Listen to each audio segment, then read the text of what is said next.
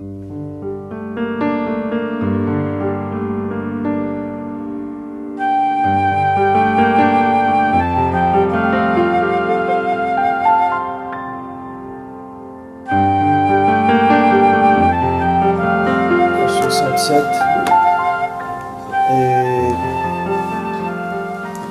Umanim Halacha Dalet, passage Yud Zayin. Alors on fait les refouat Chana bat Rivka, Yoshua Ishayahu ben Sarah, Sarah Rachel Dona bat Dvorah.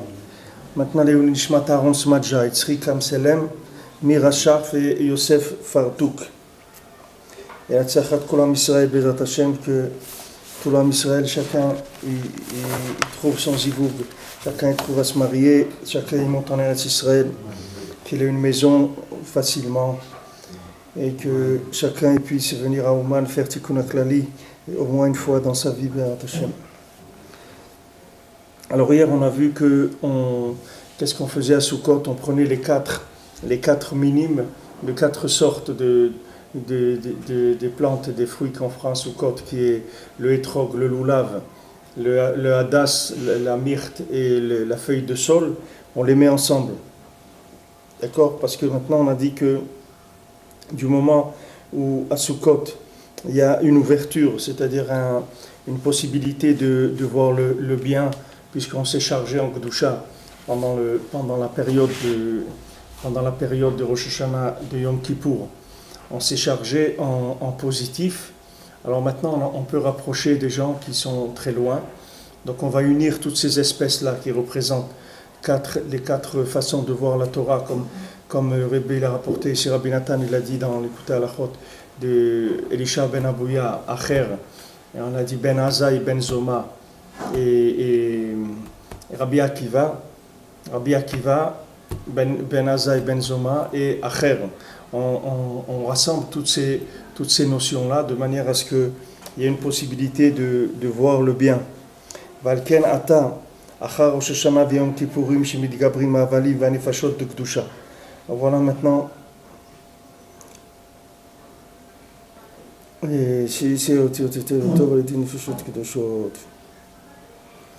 Alors maintenant, après qu'il est passé Rosh Hashanah et Yom Kippour, que maintenant on a augmenté les possibilités de nefashot, d'âmes qui soient positives, qui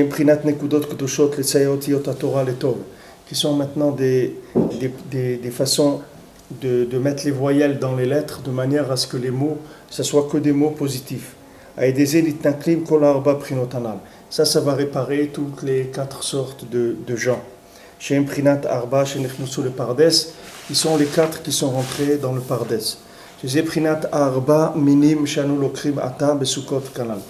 C'est ça que les quatre espèces qu'on prend maintenant à Sukkot. C'est par rapport à ces quatre sortes de gens, du fait que maintenant on a pris de la force de Kedusha, c'est-à-dire qu'on a produit des havalim de Kedusha, on a produit des souffles qui sont saints. Ces souffles-là, ils ont la force de ramener le monde entier à la tchouva. Comme Rabbi Nathan il a dit dans le Kitsour sur la Torah, il a dit que quand quelqu'un fait des doutes, il peut rapprocher le monde entier à Kadosh Baruch Hu, il peut changer complètement la face du monde. C'est-à-dire que la face du monde telle qu'elle est présentée, les maasés, c'est Kadosh Baruch Hu qui montre au Ham Israël, voilà le monde où il en est aujourd'hui. Il faut que vous fassiez en sorte de changer la face du monde. Parce que le monde il est perdu, parce que les gens ils interprètent tout à l'envers. Ils lisent tout à l'envers. Les gens ils ne savent pas lire. On a dit que les gens ils ne savent pas lire, c'est-à-dire qu'ils ne savent pas interpréter le monde. De façon, quand les gens ils ne savent pas interpréter la vie, le monde, donc le comportement, automatiquement il va être complètement déphasé, puisque les gens ils ne sont pas à leur place. Les éléments ne sont pas à leur place. Le premier qui a fait ça, c'est Esav. Comme on a dit, Esav, il n'a pas voulu servir Yaakov. Du moment où Esav, il n'a pas voulu servir Yaakov, il y a eu un chamboulement de toute l'humanité, puisque le monde entier, il s'est mis en dysfonctionnement. Puisque maintenant, le Ham Israël, il n'est pas fait pour travailler, il n'est pas fait pour être ingénieur, il n'est pas fait pour être médecin, il n'est pas fait pour être expert dans la production des abeilles. Tout ça, c'est pas la place du Ham Israël. Le Ham Israël, il est fait pour amener la Torah dans le monde et pour enseigner à chacun comment il peut se rapprocher d'Akadosh Baruch Hu. C'est pour ça qu'il est fait le Ham Israël. Maintenant, du moment où Esav, il a mal interprété sa vie, il a mal vu sa vie, alors il a automatiquement inversé tout. Vous voyez par exemple quand Yitzhak il a dit à Yaakov, quand Yitzhak et Rivka ils ont dit Yaakov, on ne veut pas que tu prennes une fille d'ici, une fille de Canaan, là où on est, on ne veut pas que tu prennes une fille d'ici, tu vas aller prendre une fille de la famille de Lavan, là-bas, de la famille de Rivka. Alors Yaakov, il est parti là-bas pour ça. Maintenant, Esav, quand il a entendu que Yitzhak et Rivka, ils n'aimaient pas les filles de Canaan, alors c'est écrit comme ça, que Vaishma, Esav, il a entendu Esav, que son père et sa mère, ils ne veulent pas qu'on prenne des filles de Canaan. Alors lui, qu'est-ce qu'il a été? Il a été se marier avec la fille de Ishmaël. C'est-à-dire, lui, il a été faire le contraire, c'est-à-dire le pire qu'on pouvait faire, c'est ça qu'il a fait.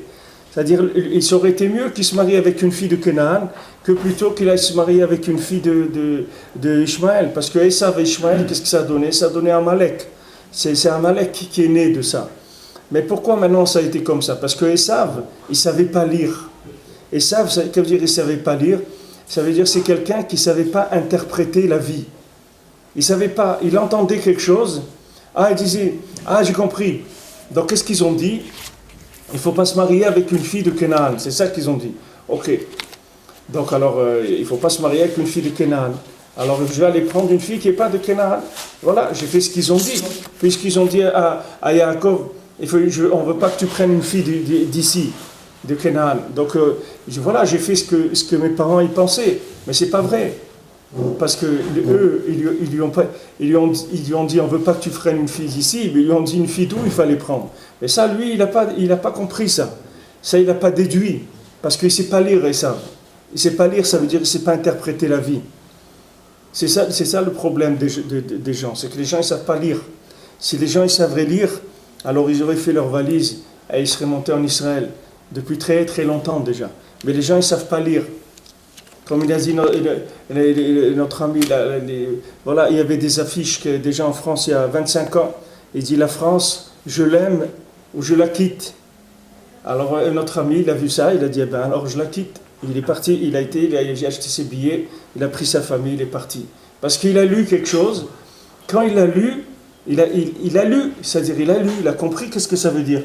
Quand vous allez dans un pays où on commence à parler, de rappeler l'ambassadeur d'Israël, des choses comme ça, il ne faut pas attendre qu'ils mettent les gens, qu'ils jettent les gens dans la Seine. Il faut se dépêcher avant que ça... Quand il y a des choses qui se passent, il faut savoir lire. Il ne faut pas attendre. Vous savez combien de gens se sont sauvés de la Shoah parce qu'ils savaient lire. Des gens qui se sont trouvés dans des endroits où ils ont entendu des choses que quand ils ont entendu ça, tout de suite ils ont quitté le pays. Ils n'ont pas attendu. Tout de suite ils sont partis. Et ils ont été sauvés. Il y a des centaines de gens qui ont été sauvés de la Shoah comme ça. Parce que quand ils ont entendu, ils ont dit attends, là il y a quelque chose, il y a un problème.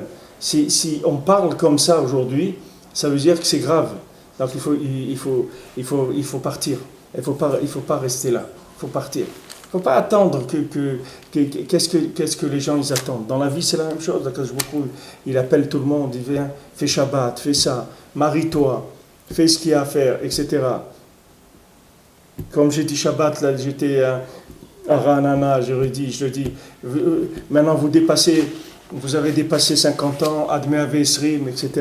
Si vous avez quelque chose, des biens, faites un testament à vos enfants. Ne laissez pas des biens comme ça que vos enfants ils vont se disputer après et ils vont plus parler parce que vous avez laissé une maison ou deux ou quelques sous.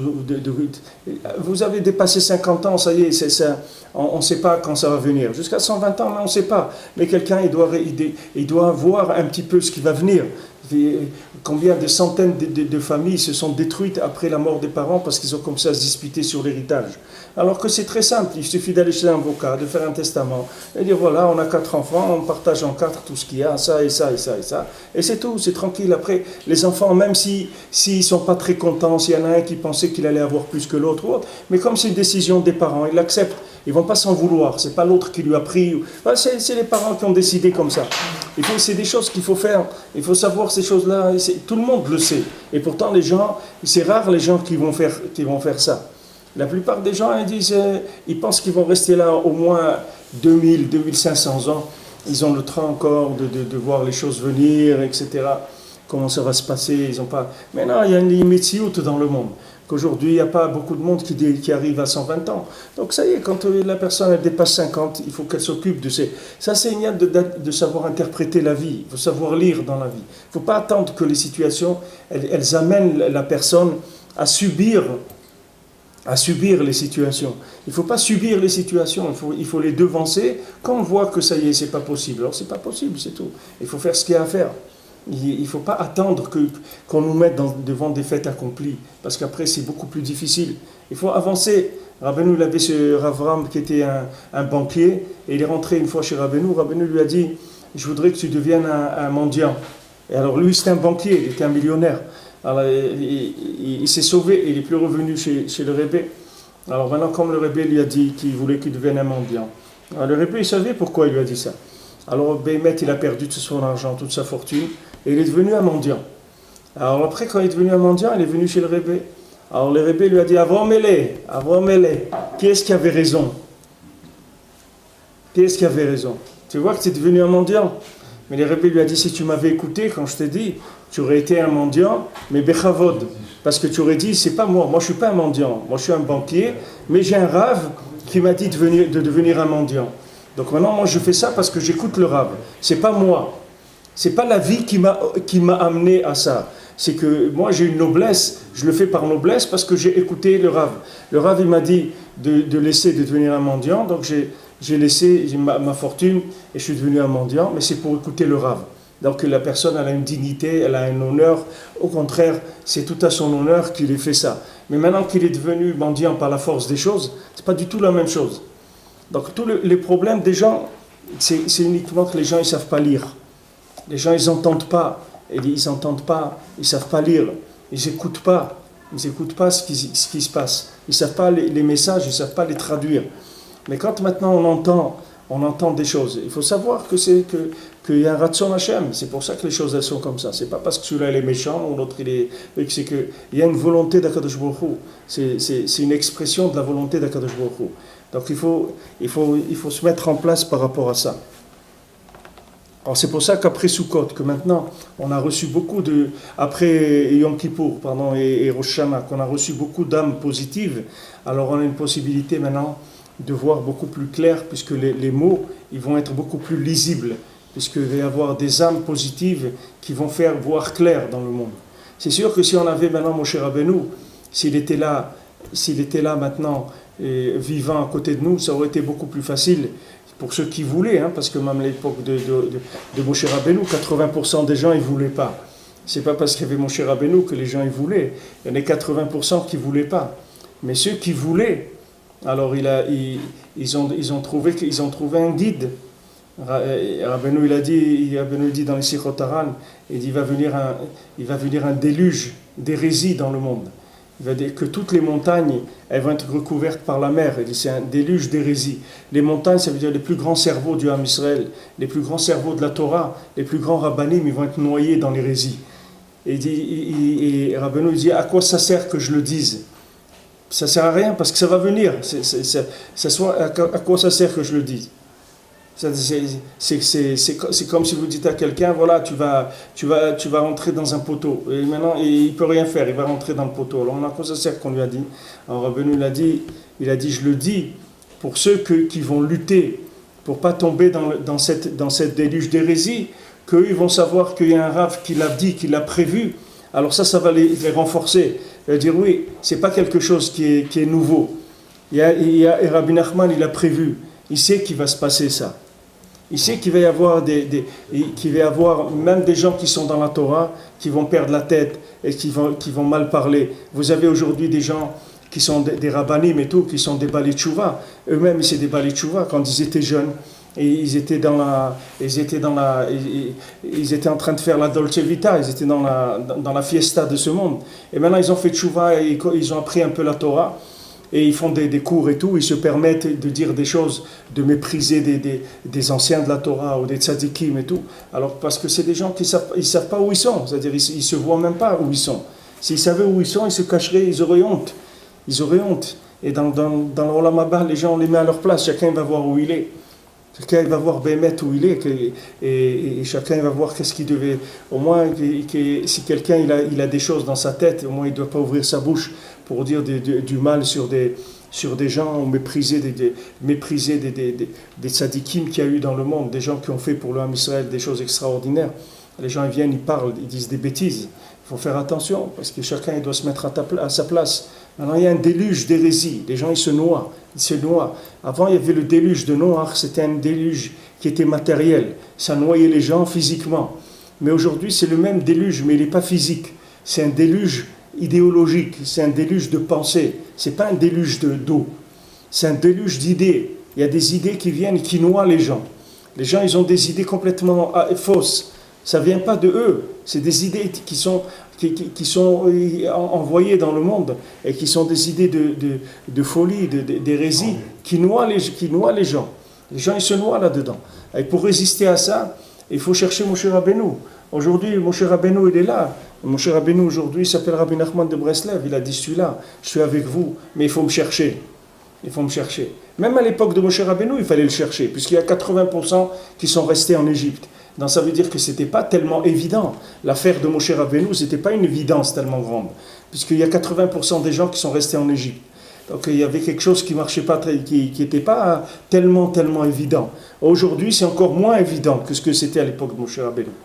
Beaucoup moins évident, puisqu'aujourd'hui, on a dépassé la 50e porte de la Touma, c'est-à-dire qu'on est noyé complètement dans l'imagination.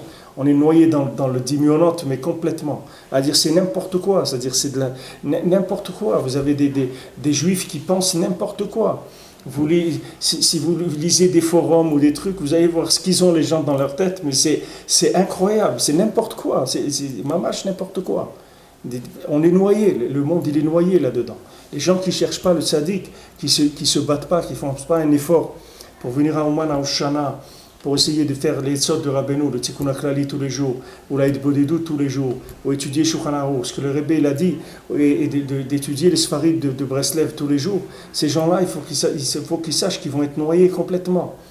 Parce qu'il n'y a personne qui pourra s'en sortir sans les conseils que Rabbi Nachman il a donnés. Rabbi Nachman il a dit il y a une maladie qui vient dans le monde, qui va noyer le monde entier, et ça s'appelle l'imaginaire. C'est ce que Rabbeinu il a dit le Yetzer Hara, maintenant, on ne va plus l'appeler Yetzer Hara, on ne va plus l'appeler mauvais penchant, ou tentateur, ou menteur, ou tous les noms qu'il a, le Yetzer Hara. On va lui donner un nouveau nom, ça s'appelle le fabricant d'imagination, celui qui fait imaginer des choses. Alors les gens, ils vont aller dans l'imaginaire, ils vont vivre dans l'imaginaire. C'est ça la maladie du dor. Maintenant, pour soigner ça, Rabbi Nachman il a donné des conseils. Le premier conseil qui inclut tous les conseils, c'est la recherche du souffle du tzaddik. La recherche du souffle, il y a un souffle du tzaddik qui est présent. Les tzaddikim, ils ne sont pas morts, les tzaddikim, ils sont vivants. Eux, les tzaddikim sont plus vivants que les gens que vous voyez qui marchent dans la rue. Parce qu'il y a des gens qui marchent dans la rue et ils vivent avec des souffles de mort. Et il y a des gens qui ne marchent pas dans la rue. Il y a des gens qui sont couchés dans des tombes, et ces gens-là, ils envoient dans le monde des souffles de vie. Ils arrivent à envoyer dans le monde des souffles de vie, où les gens ils vivent avec ça. Donc aujourd'hui, on n'a pas de possibilité de se rapprocher des choses qui soient physiques. Aujourd'hui, il n'y a pas une possibilité de recevoir la Torah d'une approche physique, parce qu'on a dépassé le 50e porte de la Touma. Qu'est-ce que ça veut dire dépasser le 50e porte de la Touma? Ça veut dire que maintenant les 49 midot qu'il y a dans le monde, les 49 sphirot, quand on fait Sfirat HaOmer, on fait 49 Sphirot, oui. On fait Chesed, Chesed, Gvura, Tiferet, Netzach, Hod, Yesod, Malchut, et après on fait aussi chacune par rapport à l'autre. Gvura, Shebe Chesed, et Tiferet, Shebe Chesed, etc. Ça, ce sont les formes d'approche, de la vérité dans le monde, les formes d'approche de comment se rapprocher de la vérité. Aujourd'hui, toutes ces formes-là, elles sont complètement noyées, c'est fini, elles n'existent plus. Aujourd'hui, il n'y a plus de forme. C'est-à-dire aujourd'hui, la vérité, elle ne rentre plus dans une forme. Aujourd'hui, la vérité, c'est un souffle. Ce n'est pas quelque chose qui rentre dans une forme. C'est pour ça qu'aujourd'hui, ce qu'on est à la recherche, c'est à la recherche d'un souffle de vie. On n'est pas à la recherche d'une forme de vie.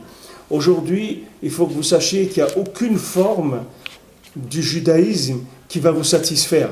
Vous ne pourrez jamais trouver une forme qui va vous satisfaire. Parce qu'aujourd'hui, la satisfaction, elle ne vient pas de la forme. La satisfaction, c'est-à-dire la plénitude, la lumière, la vie, elle vient du souffle, elle vient, et uniquement du souffle. Avant, le souffle, il était dans une forme. Donc c'était beaucoup plus facile. Parce que quand vous cherchiez, par exemple, quelque chose, vous pouviez aller vers la forme, et la forme, elle était porteuse du souffle. C'était ça la structure du monde. Aujourd'hui, quand vous voulez acheter du pain, vous allez dans une boulangerie, d'accord ? Vous n'allez pas dans une cordonnerie. Vous ne rentrez pas chez un cordonnier et vous lui dites « donnez-moi une baguette ». Vous allez dans une boulangerie, parce que la boulangerie, elle a la forme de ce qu'il y a dedans, qui est le pain. Maintenant, imaginez matériellement que le monde, il se renverse tellement qu'il n'y a plus rien qui correspond à rien. C'est-à-dire, vous ne savez pas, maintenant vous devez acheter par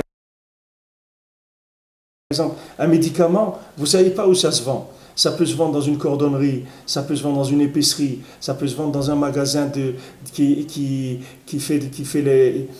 vend du lait, n'importe où, vous ne savez pas. Vous ne savez pas où ça peut se vendre. Vous ne savez pas du tout. La forme, elle ne va plus vous renseigner sur ce qu'il y a à l'intérieur. Alors ça, c'est vraiment... Les gens, ils sont perdus complètement. Imaginez-vous aujourd'hui que le monde il soit comme ça. Combien de temps vous auriez mis pour aller acheter une paire de chaussures ? Vous allez tourner parce que vous ne savez pas où ça se vend. Parce qu'il n'y a plus aucune forme dans les magasins qui vous indique ce qu'il y a à l'intérieur. Vous ne savez pas. Vous voyez écrit ici, compagnie d'assurance, ben c'est là-bas qu'ils vendent les chaussures. On dit, mais comment on va faire ? Ben c'est comme ça. C'est comme ça. Le monde s'est complètement mélangé, s'est complètement inversé. Alors imaginez-vous maintenant dans la spiritualité que c'est comme ça. La spiritualité aujourd'hui, elle est comme ça. Parce qu'aujourd'hui, les 49 portes, qui étaient 49 accès, ils sont noyés dans la Touma. Complètement. Ça veut dire que ces 49 accès, c'est plus des accès. C'est fini. Ils fonctionnent plus. Maintenant, qu'est-ce qui vous reste ? La 50e porte. La 50e porte, c'est quoi ? C'est l'imaginaire, c'est la guerre entre l'imaginaire et le souffle. C'est là où elle est la guerre. Est-ce que maintenant tu imagines de la vidéo ? Est-ce que tu imagines des choses ? Est-ce que tu imagines des choses qui sont complètement à côté ? Ou bien maintenant tu vas recevoir un souffle, que ce souffle-là, il va te faire imaginer la vérité. Mais de toute façon, il n'y aura pas de vérité qui va prendre une forme. C'est pour ça que Rabbi Nachman, il a dit quelque chose, et c'est quelque chose qui ne plaît pas. Il y a beaucoup de gens, ils n'aiment pas ça. Mais Rabbi Nachman, il l'a dit parce que c'est la réalité du monde. Il a dit, moi, je suis le dernier Admour qu'il y a dans le monde. Après moi, il n'y aura plus de Rébé. Des Admourim, il n'y en aura plus après moi. Moi, je suis le dernier Admour de la planète. Après moi, c'est Mashiach. Il n'y aura pas d'autres Admour. Il y a des gens qui sont très énervés, surtout des gens que c'est leur métier. Ils se retrouvent... Mais c'est comme ça, c'est la Metsiout. Pourquoi ? Parce que Rabbi Nachman, il a dit, sachez qu'après moi, il n'y aura plus de forme spirituelle dans un corps. C'est fini. Vous devrez chercher le souffle. Et il a dit, c'est pas difficile. Si vous vous connectez sur le souffle, c'est encore plus facile qu'avant. Parce que je suis avec vous tout le temps. Là où vous êtes, je suis avec vous. Avant, il fallait vous déplacer, venir là ou là ou là. Quelqu'un, il voulait voir un tzaddik, alors il faut qu'il aille le voir. Il doit le voyager en train, ou il doit voyager en truc, ou il doit prendre l'avion, n'importe quoi, il va voir un tzaddik. Mais Rabbi Nachman, il dit, tu n'as pas besoin de déplacer ni rien. Moi, je suis à côté de toi tout le temps. Maintenant, le fait qu'il a dit d'aller sur sa tombe, c'est pour un autre tikkun, c'est pour une réparation d'une autre dimension. Mais la présence du tzaddik, elle est là à côté de chacun tout le temps. Il suffit qu'il a émouna pour qu'il va sentir que le tzaddik il est à côté de lui et que le tzaddik il va lui donner des conseils, il va diriger ses pas, etc. Aujourd'hui, c'est ça la guerre. La guerre, c'est la guerre des atomes, c'est pas la guerre de la matière. C'est la guerre des choses qui ne se voient pas dans la matière, c'est-à-dire des choses qui ne sont pas visibles. Aujourd'hui, c'est ou l'imaginaire ou le souffle, il n'y a pas d'autre chose. Alors maintenant, quand on fait à Rosh Hashanah et à Yom Kippour, qu'on amène du souffle de Kedusha, comme on a vu les Tkiot Shofar, on fait les shofars, c'est des souffles de Kedusha. Maintenant, on fait Tchouva depuis Rosh Chodesh Elul, on commence à faire les slichot, tout ça, ce sont des paroles de Tchouva, des paroles de Kedusha, des paroles où on amène du souffle divin dans le monde. Alors à Sukkot, après, on a la possibilité de rapprocher tout le monde, parce que maintenant, ce souffle-là, il va rentrer dans chacun et il va lui donner de la force de se rapprocher. Aujourd'hui, sachez que ce qu'il faut apprendre, c'est la connexion au souffle. Aujourd'hui, c'est plus la forme. Il n'y a plus de forme aujourd'hui. Aujourd'hui, la Torah, elle n'a pas de forme. Elle n'a pas la forme qu'elle avait avant. Avant, il y avait une forme. C'est-à-dire qu'avant, vous voyez un religieux. Si vous voyez un religieux, vous pouvez être sûr que c'est un tzaddik. Vous n'avez pas de chez-là. Vous venez il y a 100 ans, vous voyez quelqu'un qui est religieux, vous pouvez être sûr que c'est un tzaddik. Vous n'avez pas besoin. Vous pouvez lui donner tout votre argent, qui vous le garde. Il n'y a aucun problème. Aujourd'hui, c'est le contraire, malheureusement. Aujourd'hui, c'est le contraire. Aujourd'hui, ce n'est pas parce que quelqu'un a une forme de religieux que dedans il est religieux. Aujourd'hui, quelqu'un il peut avoir la forme d'un religieux et le souffle qu'il a à l'intérieur, c'est un souffle de quelqu'un qui joue à la machine à sous à Las Vegas. Vous ne savez pas qu'est-ce qu'il y a dedans, Bichlal. Parce qu'aujourd'hui, le magasin, il n'affiche plus la marchandise qu'il y a dedans. C'est ça la 50e porte de la Touma. Il n'y a plus aujourd'hui de forme à ce qu'il y a à l'intérieur. Alors vous avez des formes qui sont vraies et des formes qui sont fausses. Vous avez des gens qui sont simples. Vous les voyez comme ça, simples. Ils sont habillés simplement. Et c'est des tzadikim. Et vous les voyez, ils sont simples. Ils n'ont pas de signe extérieur de religion. Et c'est des gens qui sont des tzadikim.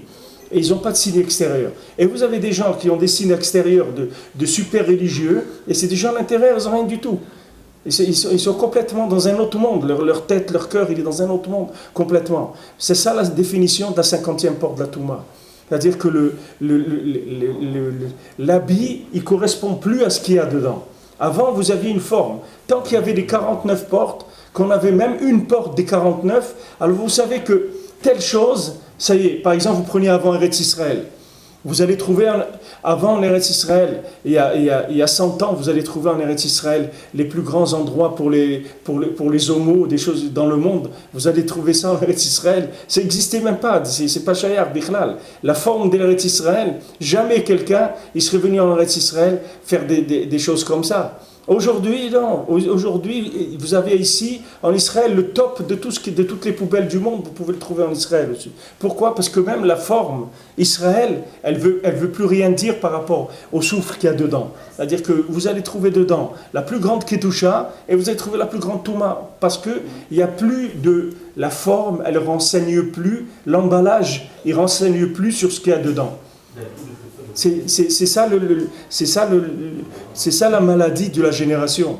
C'est ça ce que Rabbeinu il a dit, que le monde il va être malade. Et cette maladie, c'est la dernière maladie du monde jusqu'à Mashiach.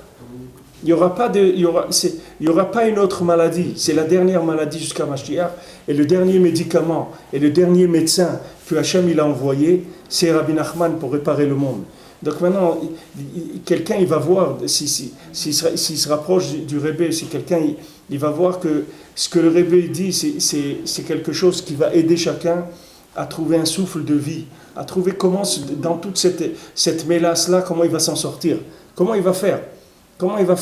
Il allait avant, tu allais voir un policier.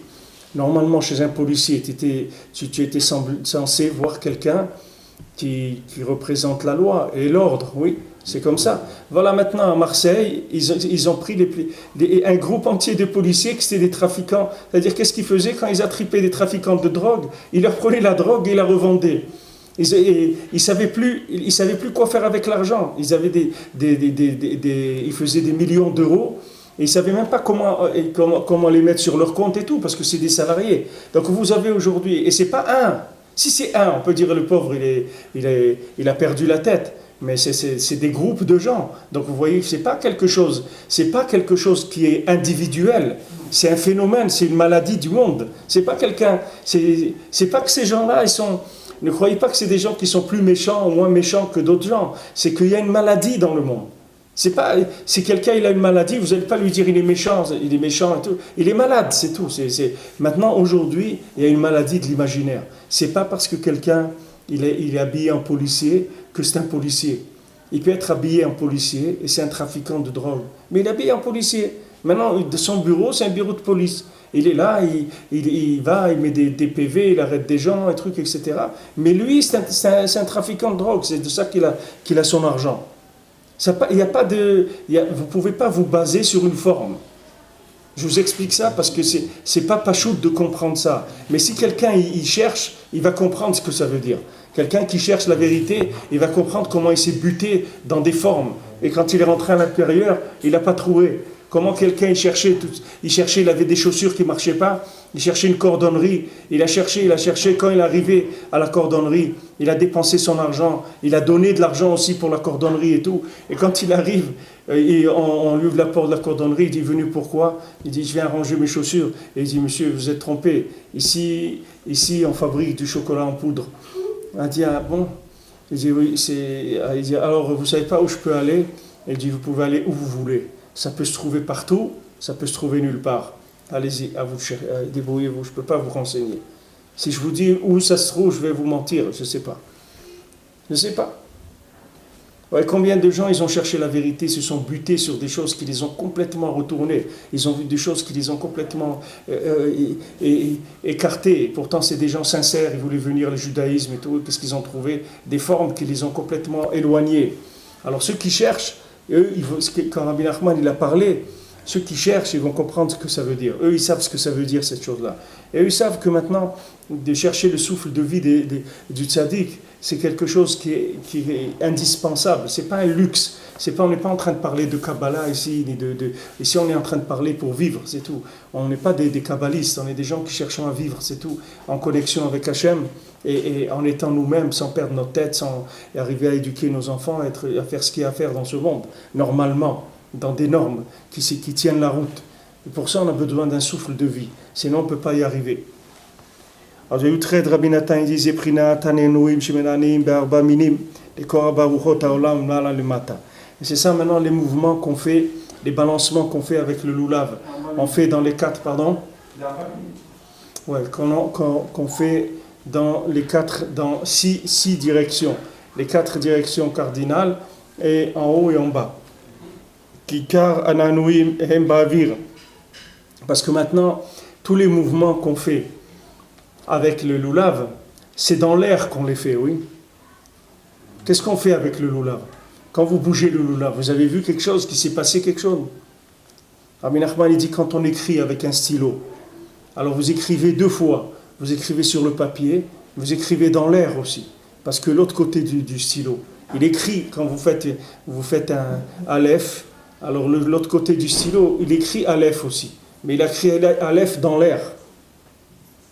Aujourd'hui, le stylo, il n'y a pas d'encre, le papier, il n'y en a pas. Le stylo, vous écrivez, ça écrit que de l'autre côté, ça écrit dans l'air, c'est tout. Alors la personne dit, mais alors quelqu'un dit, tu vois ce que j'ai écrit? Il dit, mais je ne vois pas. Tu n'as pas écrit? Il dit, non, j'ai écrit, mais seulement j'ai écrit en souffle. Je n'ai pas écrit en écriture qui soit visible physiquement. Maintenant, c'est ce qui se passe avec les arba minim. On prend les arba minim, qu'est-ce qu'on fait avec les arba minim? On prend le loulav, on vise dans le nord, chacun selon les chitotes, il y a plusieurs chitotes comment le faire, mais en tout cas, on fait les 4 points cardinaux déjà, on fait en haut et en bas, c'est-à-dire c'est que dans l'air qu'on bouge ces quatre éléments. Qu'est-ce qu'on fait quand on bouge dans ces directions-là? On attire vers nous des avalim kdoshim, c'est-à-dire des souffles qui sont saints, pour pouvoir maintenant lire la Torah et l'interpréter positivement. C'est-à-dire, une fois que je vais recevoir ce souffle-là, avec le lulav, maintenant je peux lire. Maintenant je peux lire. Parce que pour lire, il faut que j'ai un souffle à l'intérieur. Je ne peux pas lire avec des éléments extérieurs. Parce que les éléments extérieurs aujourd'hui vont me tromper. Je n'ai pas de possibilité. Il y avait des époques dans le monde où l'extérieur, il renseignait, il aidait. Et le souffle, c'était quelque chose qui augmentait le niveau de la personne. C'est-à-dire que quand quelqu'un il avait l'extérieur et il avait l'intérieur aussi, alors c'est des niveaux très très élevés. Mais aujourd'hui, vous avez que le souffle. C'est tout ce qui reste, qui fonctionne. Bon, Hachem qui a ça, parce que c'est ça le écart de tout. Le principal, c'est le souffle, c'est pas le côté extérieur. Mais à Falpiken, le côté extérieur, il renseigne, il aide à démarrer à un niveau primaire déjà, ça aide. Mais Akadosh Baruch Hu, il a voulu comme ça, c'est ça la réparation du monde. Il y a des raisons à ça, mais c'est pas maintenant le sujet de notre cours. Mais le souffle, c'est ça qui va permettre d'orienter la personne. Donc moi, qu'est-ce qu'on fait quand on fait avec le lulav? Et vous verrez des gens, quand ils font le lulav, vous ne savez pas s'ils sont en train d'aller vers l'extérieur ou ils sont en train de tirer vers l'intérieur. Quand ils font avec le lulav. Et des fois, les gens, vous voyez bouger comme ça. Vous ne savez pas s'ils font comme ça vers l'extérieur ou ils amènent vers l'intérieur le lulav. Alors, le lulav, c'est pour attirer tous les souffles divins qui se trouvent dans les 6 directions qu'il y a dans le monde, pour les attirer vers nous et pour pouvoir après apprendre à lire, apprendre à interpréter la vie. Parce qu'il n'y a plus de forme. Il n'y a plus de forme. Imaginez-vous que les lettres, elles ont perdu leur forme. Comment vous allez lire? Imaginez-vous qu'un jour, comme ça, les lettres, elles s'inversent. Elles s'inversent, plus personne ne sait lire. Elles se mélangent et elles s'inversent. Comment on va faire? Alors il y a un souffle. Ce souffle-là, il va rétablir l'ordre des lettres et leur ponctuation. À ce moment-là, on pourra lire. À ce moment-là, on peut réparer tous les groupes qu'il y a dans le Ham Israël. Qui sont les 4 qui sont rentrés dans le Pardes. Qui sont les 4 minimes qu'on utilise à Sukkot. Parce que maintenant on bouge l'air, le souffle dans les 4 directions. Et on chasse tous les souffles qui sont négatifs, on les chasse. Et on attire que des souffles et de l'air qui soit sain. Qui sont des âmes et des points, des voyelles qui sont positives, qui sont saintes. Qui sont faites à Rosh Hashanah et Yom Kippour avec les prières, avec le shofar que le Ham Israël il a fait. Donc c'est avec ça que maintenant le monde il va fonctionner, grâce à ces souffles positifs qui vont aller maintenant réveiller le monde. Là où sont les gens, ils vont recevoir des souffles comme ça qui vont les mettre en direction vers la vérité. Des gens qui vont changer leurs idées, qui vont réaliser des choses qu'ils ne réalisaient pas avant. Puis Tom, ça y est, ils vont dire, voilà, ça y est, maintenant je vais faire ça, ou je vais faire ça. Il va y avoir un changement. Ce changement, il vient par les souffles de vie que chacun a respiré. C'est pour ça que, d'après le Harizal, on a l'habitude de faire les nanouim dans la souka. Vous verrez dans les synagogues, le matin de Sukkot, les gens ils rentrent dans la souka et ils font la bracha là-bas sur les Arba Minim et ils font des nanouim dans la souka. Après ils rentrent dans la synagogue pour faire le Hallel. Maintenant ça, qu'on fait bouger les Arba Minim dans la souka avant de rentrer dans la synagogue, ce minag-là, c'est Harizal, c'est le Harizal qui a dit de faire comme ça. Kisham basuka sholet avir akadosh. Parce qu'on a dit dans la souka, il y a un avir kadosh, il y a de l'air saint, de l'air pur. Veder nikve aschar, qui passe par, on a dit, les orifices du schar. On a dit que le schar, c'était comme un tamis qui laissait passer que la kedusha. Donc maintenant, si quelqu'un il veut respirer que de la kedusha, alors il a pendant les 8 jours de Sukkot, il a 8 jours où il n'y a que de la kedusha dans la souka. Il ne peut pas y avoir, il peut avoir aucun souffle de folie qui va rentrer dans la souka. La souka, c'est un endroit entièrement protégé. C'est une bulle dans le monde qui est ouverte que sur la kedusha. Il y a un tamis qui ne laisse pas passer les souffles négatifs. C'est quelque chose d'extraordinaire que Baruch Hu il a donné. C'est nifla meod. Comment quelqu'un il doit faire attention à la mitzvah de souka. Comment quelqu'un il ne doit pas rester une minute en dehors de la souka. Il y a des gens malheureusement, ils ne dorment pas dans la souka. Ils disent ouais, dans nos générations on ne dort pas. Mais c'est quoi? C'est des inventions, c'est écrit dans Shulchan Aruch pour dormir dans la souka. Il y a même, c'est écrit dans Shulchan Aruch que dormir dans la souka, c'est plus que de manger dans la souka. De dormir dans la souka, c'est plus important que de manger dans la souka. Comme ça, c'est écrit dans Shulchan Aruch. Il y a des gens, ils sont venus, ils ont voulu faire les temps modernes. Ils ont fait les temps modernes, ils ont voulu inverser ce qui est écrit dans la Torah. C'est écrit dans la Torah, à Ouman, les Breslevers, ils dormaient dans la souka, même quand il y avait de la neige.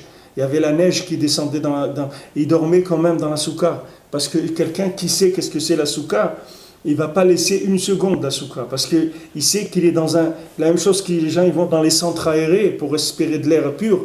Maintenant, la souka, ce n'est pas un centre aéré, c'est un centre protégé dans lequel on ne reçoit que des âmes positives, sans arrêt, sans arrêt. Chaque seconde que la personne elle est dans la souka, elle respire des âmes positives qui vont le porter toute l'année. Après, les gens ils se demandent dans l'année, j'ai tel problème, je ne sais pas ce qui m'a pris, une folie, j'ai fait ça, ou j'ai fait une mauvaise affaire, ou je ne me suis pas bien comporté, j'ai fait n'importe quoi, d'où ça vient ça?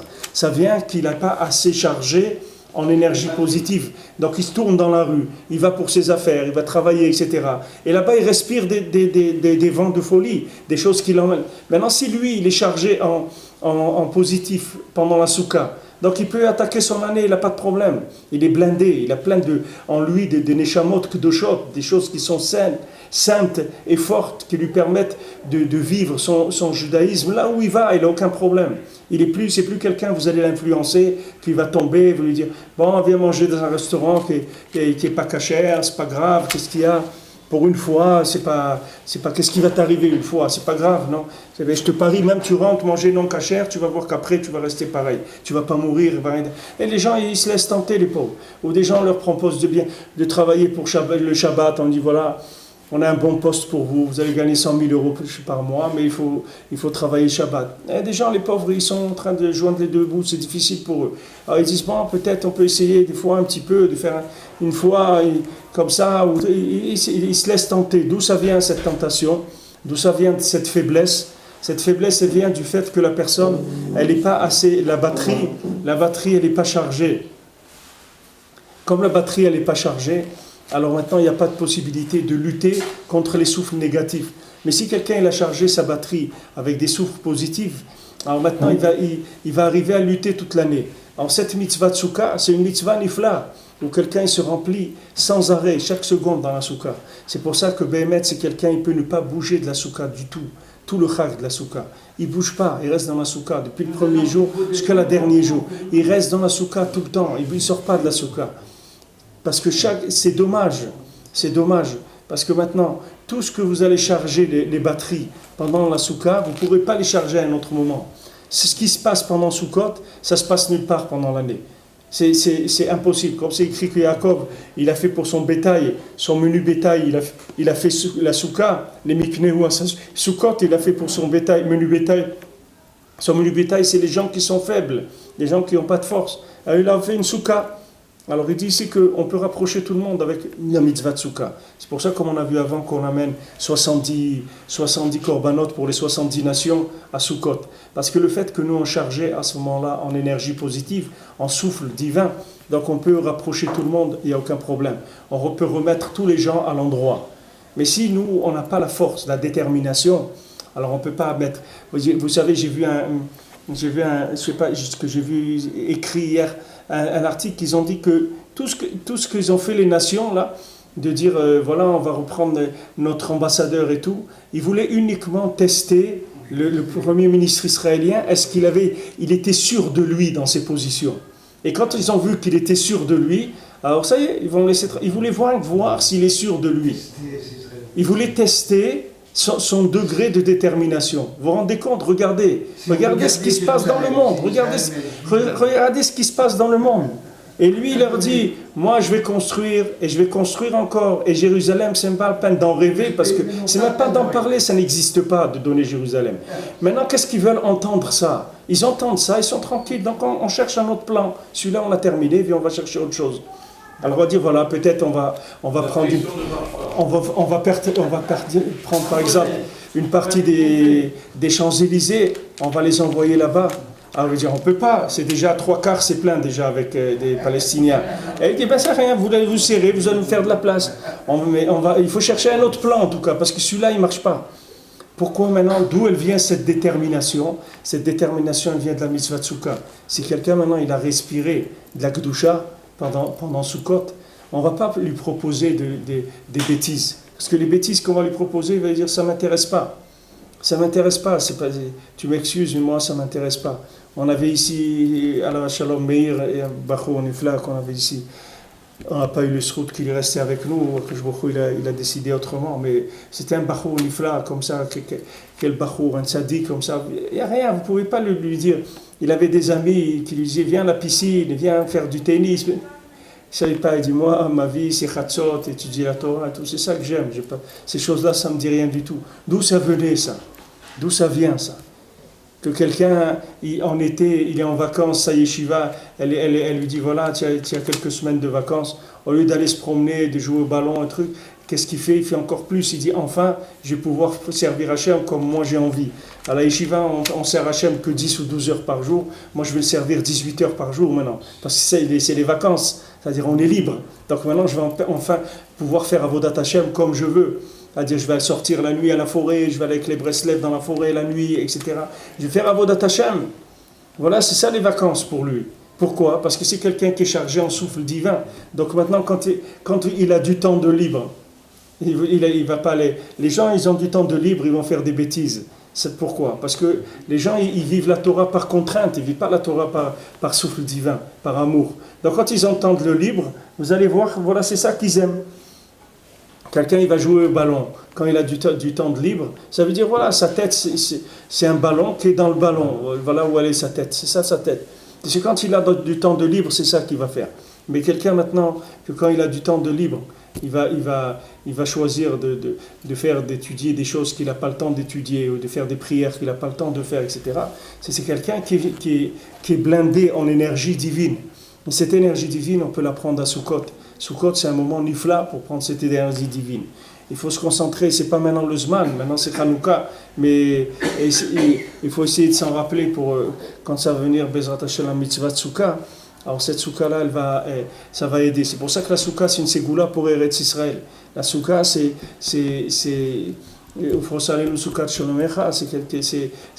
une mitzvah qui aide pour l'Ishuv Eretz Israël, la mitzvah Tsouka. Parce que ça amène des souffles divins en Eretz Israël.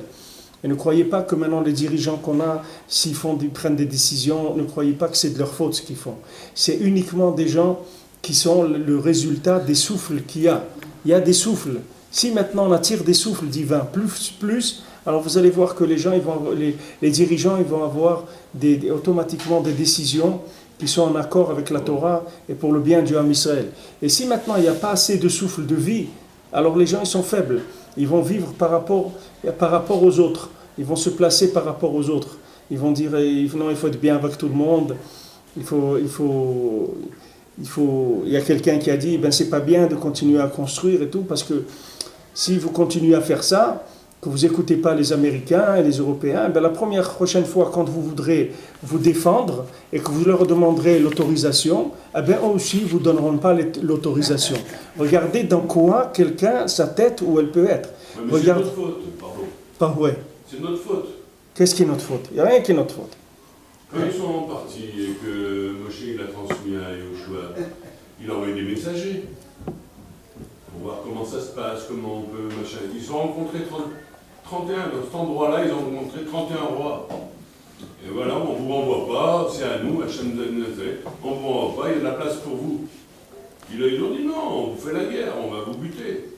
Sauf, on est encore la même chose, en 67, on a annexé tout en 2 temps, 3 mouvements, personne allait nous demander. Tout à nous, tout. Et on a dit non, restez, on va vous trouver du travail.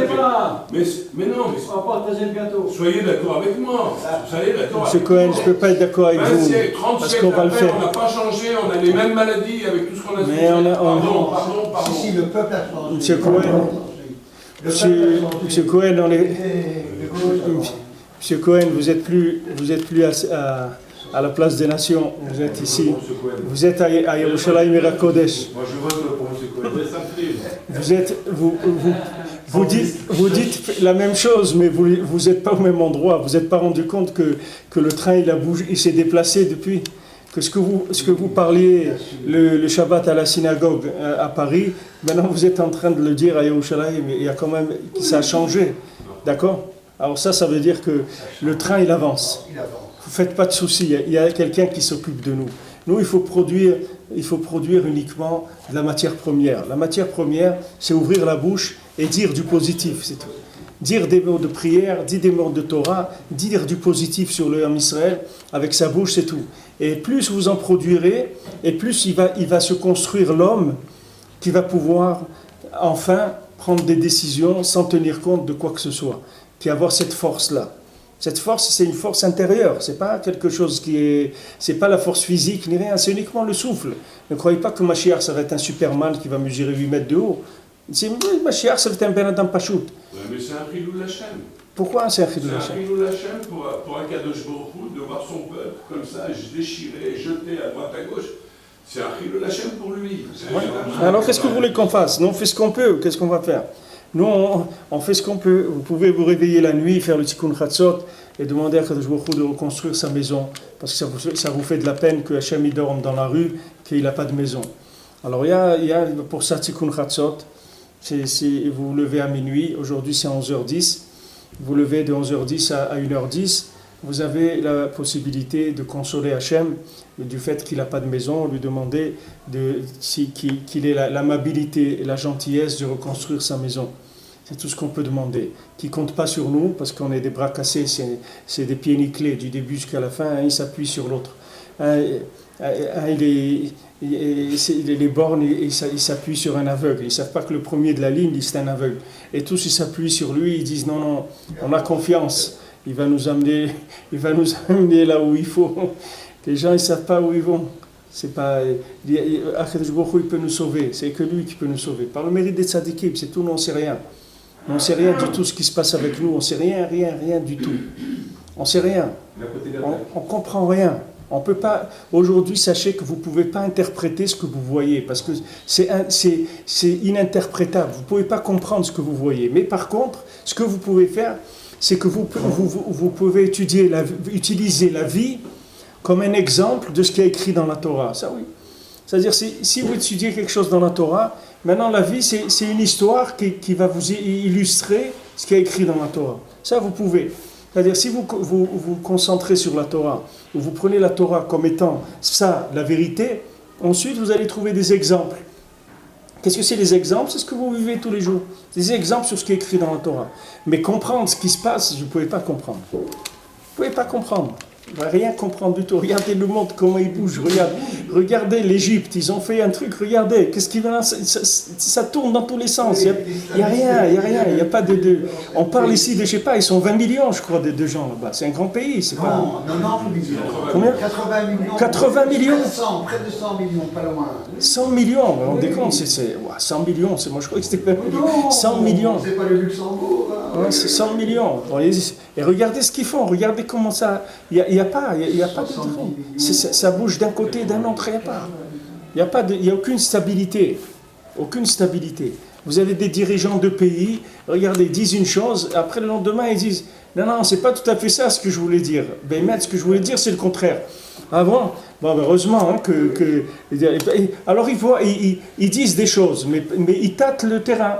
Quand ils voient que la chose elle n'est pas passée, ils reviennent. Ils disent mais non, c'est pas du tout ça que je voulais dire. Je voulais dire le contraire. Ah bon, alors nous aussi on n'a pas bien compris. Alors voilà, est-ce que ça s'appelle un dirigeant d'un pays? Un dirigeant d'un pays, c'est quelqu'un qui dit voilà, maintenant aujourd'hui c'est comme ça, c'est tout. Il n'y a pas de... Et il est écouté parce que les gens, ils voient un souffle de vie là-dedans. C'est pas un roi, quand vous le voyez, vous faites une bracha, parce qu'un roi, il a un souffle d'Hachem en lui. Un roi, même un roi qui n'est pas juif, il a un souffle d'Hachem en lui. C'est pas un monsieur qui est venu et qui a joué des coudes pour se hisser dans la politique. Un roi, c'est Hachem qui le met là, il y a une bracha. Un roi, ça veut dire qu'il y a une présence d'Hachem dans un roi. Ce qu'il faut arriver à tirer, c'est le souffle de vie. Et en fabriquer, il faut être en même temps un utilisateur de souffle de vie et un fabricant en même temps. Celui qui est à l'intérieur, l'écart de son travail, c'est d'en fabriquer des souffles de vie sans arrêt. Par le fait qu'il positive sa parole sans arrêt, qui dit des choses bien, qui fait de la prière, qui demande à Kadosh Baruch Hu d'aider l'homme Israël, d'aider l'humanité à trouver la vérité. Sans arrêt, il fabrique comme ça des mots. Ces mots, il fabrique des âmes. Et ces âmes, elles vont remplir le nefesh, elles vont les remplir les âmes des gens dans le monde pour leur donner la possibilité d'apprendre à lire. C'est-à-dire d'arriver à voir la vie comme il faut la voir, de ne pas se tromper. Parce qu'aujourd'hui, sachez que la forme, comme je vous ai dit tout à l'heure, elle est projetée de l'intérieur. La forme, avant, c'était à l'envers. Le monde avant, vous aviez la forme, elle vous renseignait sur l'intérieur. Maintenant, ce n'est pas du tout comme ça. Maintenant, quand vous rentrez dans une cordonnerie, vous ne savez pas ce que vous allez trouver. Peut-être vous allez trouver quelqu'un, il vend des épices dans la cordonnerie. Maintenant, il faut que vous soyez connectés sur ce qu'il y a à l'intérieur pour faire le rapport avec ce qui est à l'extérieur. Parce qu'une fois maintenant que vous savez que le cordonnier, Béhémet, lui, vend des épices, alors vous savez déjà où acheter les épices. Mais avant ça, il faut que vous soyez rentré dans la cordonnerie et que vous cherchez les épices dans la cordonnerie. Qui est-ce qui va vous donner ça? Qui est-ce qui va vous dire que dans la cordonnerie, vous allez trouver les épices? Mais il y a des milliers d'endroits où vous pouvez trouver les épices. Vous ne savez pas. Ça peut être dans une pharmacie, ça peut être dans n'importe où. Comment vous allez... Aujourd'hui, le monde, il marche à l'envers. Aujourd'hui, c'est la 50e porte, c'est la couronne, le kéter qui donne la lumière en bas. C'est pas ce qu'il y avait avant. Les sphirotes, elles tenaient le haut. C'est-à-dire que c'était d'en bas qu'on démarrait. Vous voyez une forme. Rav Gershon, à la Shalom, à la Yeshiva, il disait un juif, normalement, quand on voit un juif qui arrive à la douane, qui s'approche de la douane pour monter dans l'avion autre, on doit l'appeler, il va dire pardon monsieur, venez, montez, passez directement. Normalement, un juif, jamais on doit le contrôler ni rien. Avonot, c'est devenu le contraire. Vous comprenez? Avonot, c'est devenu le contraire. C'est-à-dire aujourd'hui, la forme, elle ne veut plus rien dire parce que toutes les sphirotes, elles sont noyées de Touma. C'est-à-dire aujourd'hui, on est rentré dans la 50e porte de la Touma, ça veut dire toutes les formes, elles ne renseignent plus sur l'intérieur. Donc ça y est, il faut arrêter d'analyser la forme, elle ne veut rien dire du tout. Cherchez l'intérieur. Une fois que vous allez trouver le souffle, la connexion avec le souffle, après n'importe quelle forme, ça pourrait être le support du souffle. Il n'y aura plus de problème. Après, il n'y a plus besoin de mettre un truc sur le magasin, une en-tête, une affiche sur le magasin, une enseigne au magasin. Parce qu'après, toutes les enseignes, elles sont valables. Puisque maintenant, vous avez trouvé, vous, ce qui se passe à l'intérieur, vous n'avez plus besoin de l'enseigne, vous venez directement à l'intérieur. C'est ça la avoda aujourd'hui du Ham Israël. La avoda aujourd'hui du Ham Israël, c'est de chercher le souffle de vie. C'est pas de regarder l'extérieur. Avant, les gens ils s'accrochaient à l'extérieur, ils disaient bon, ça c'est bien. Aujourd'hui, il n'y a plus d'extérieur. L'extérieur ne veut plus rien dire du tout. L'extérieur, il est noyé. Si quelqu'un commence à réfléchir sur l'extérieur, il va devenir fou, mamache.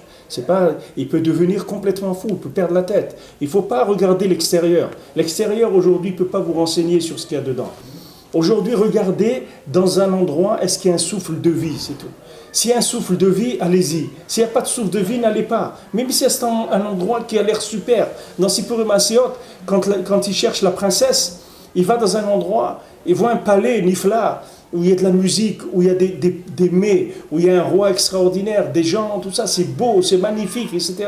Et la princesse disparue, elle est là-bas. Elle vient, elle lui dit, tu vois, c'est extraordinaire ici. Elle lui dit pas comme ça, mais je vous dis que pour donner la forme à la chose. Elle lui dit, tu vois cet endroit-là, cet endroit, il est lotov. Ici, c'est pas bien. Ne crois pas que c'est bien.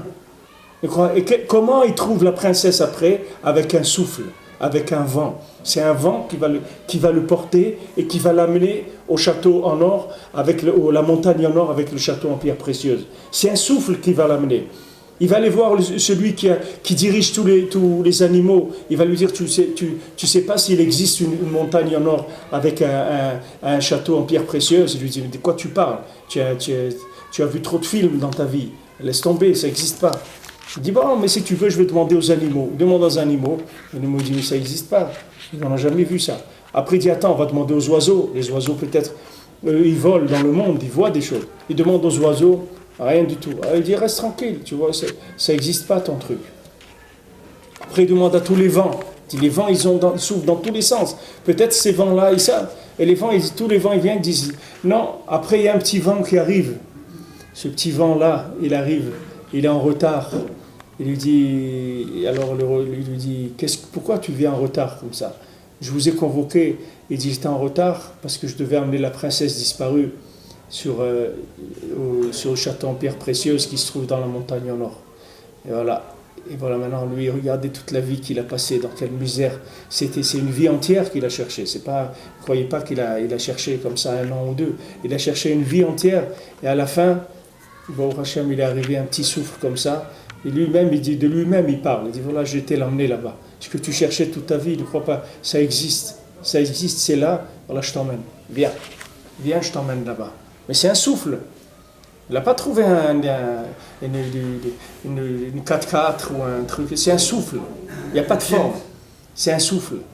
C'est ni dans les animaux, ni dans les oiseaux, ni dans les humains. Nulle part il a trouvé. C'est un souffle. C'est un vent.